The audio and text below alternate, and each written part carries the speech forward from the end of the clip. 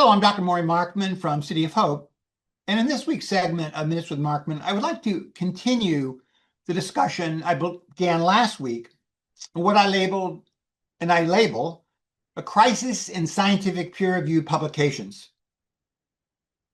And as I noted last week, very prominently in a particular manuscript, this does include oncology.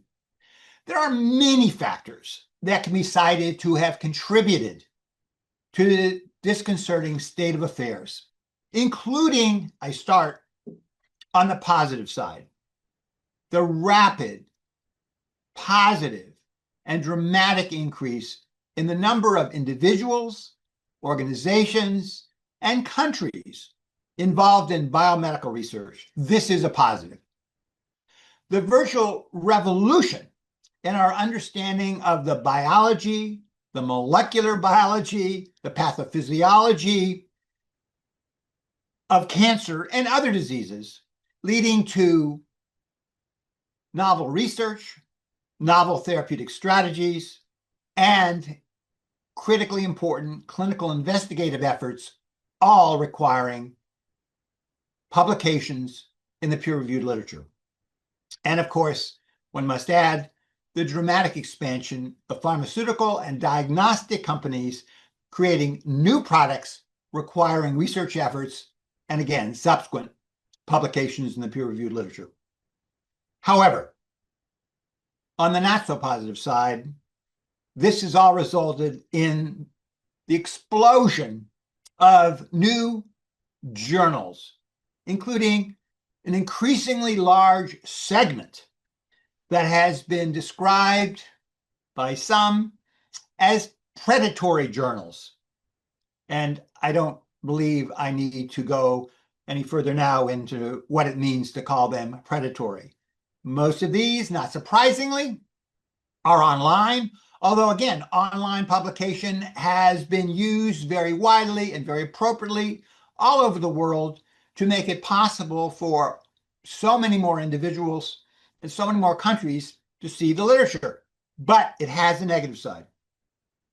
And unfortunately, with this increase in journals, in predatory journals, the quality of so much of the literature, which I emphasized last time in my discussion of the Australian paper, has simply diminished,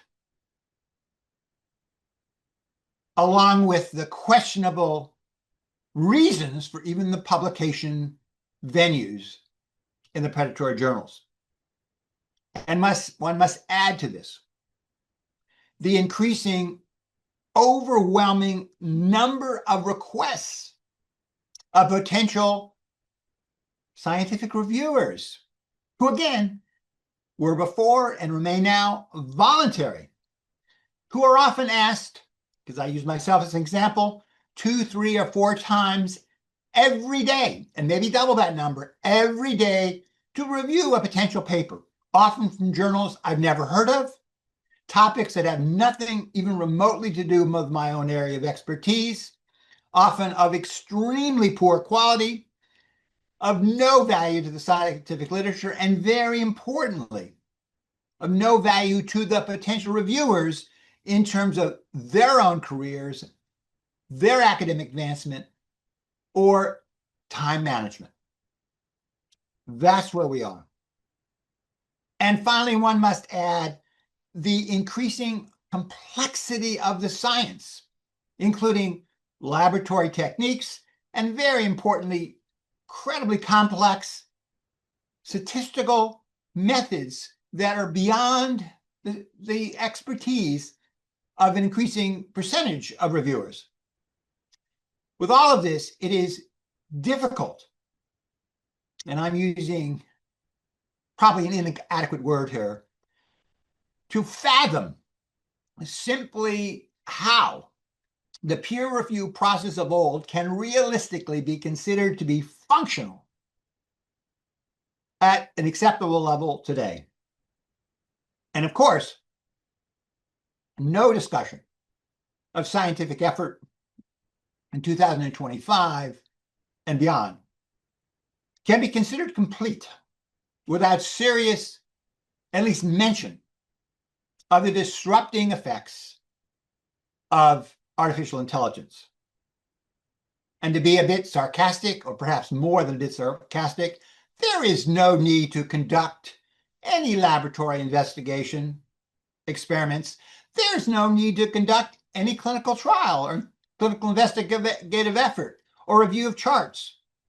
All you need to do is put in certain prompts, and in an hour, or maybe just 10 minutes, you can have a complete manuscript with extensive references, many of whom probably don't exist at all, and be ready to submit your publication to any journal or maybe multiple journals at the same time. Oh, and by the way, middle authorship can possibly be purchased for the right price on the dark web.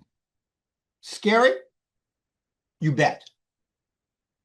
I conclude this topic in the final segment with what I recognized, and you'll hear if you listen, a rather radical suggestion to attack this problem. Dealing with concerns of the current and future integrity of the scientific peer review process. And I thank you for your attention.